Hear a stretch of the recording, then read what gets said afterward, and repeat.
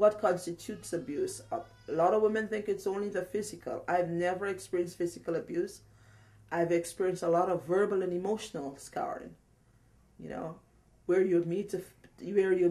was made to feel less than, you know, the constant put down, the constant withholding of financial support and what have you. But is that the only form of abuse? Of course not. Are women aware? Because I was in complete denial that I was being abused. He was just being nasty as far as I was concerned. Until the light bulbs went on one day and I thought, I don't feel good when he behaves this way, or I don't feel good when he says these things.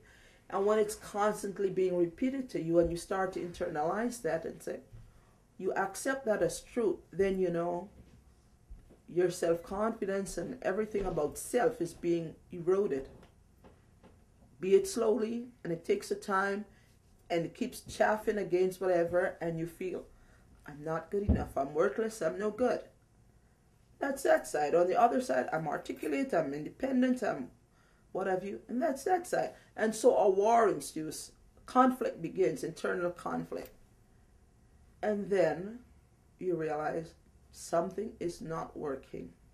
So if the shelters can take their mandate a bit further with regards to education within their community, maybe it calls for application for more funding. It calls for recruiting volunteers to do this, people in their respective field, coaches like you have reached out to Dawn, people in the investment, whatever, and put these workshops on to educate people within their communities, not only the women, because you have the perpetrators, the men that are abusive, or partners, because of course we're focusing on women. So I think that's necessary. It's really necessary to have the shelters go out in our communities, whether at the schools, at the community centers, and hold workshops.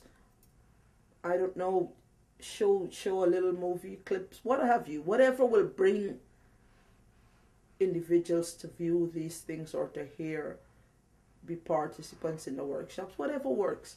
But I think that this thing is endemic, abuse of women, because they're perceived as a powerless sector within the community.